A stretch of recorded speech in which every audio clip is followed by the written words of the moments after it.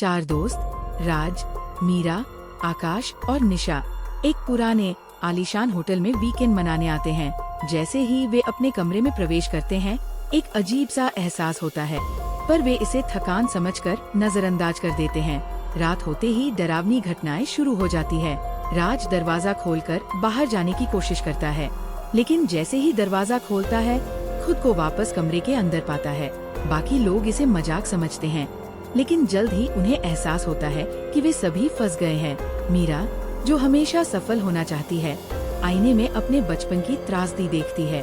आकाश, जो अक्सर हंसी मजाक करता है, दीवारों के बीच अपने एक पुराने दोस्त की आवाज सुनता है, जिसे उसने धोखा दिया था। निशा, शांत स्वभाव की कलाकार, एक स्केच पाती है जो उसने सालों पहले बनाया था, और वह इस कमरे की तस्वीर है जिसकी उसे कोई याद नहीं।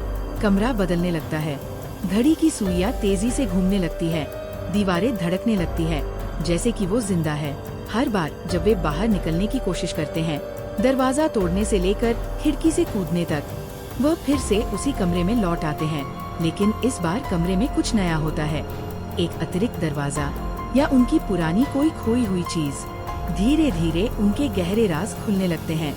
मीरा को अपने भाई की मौत का अपराध बोध सताता है, आकाश को अपनी लापरवाही का दर्द, और निशा को अपने बचपन की अकेलेपन का डर।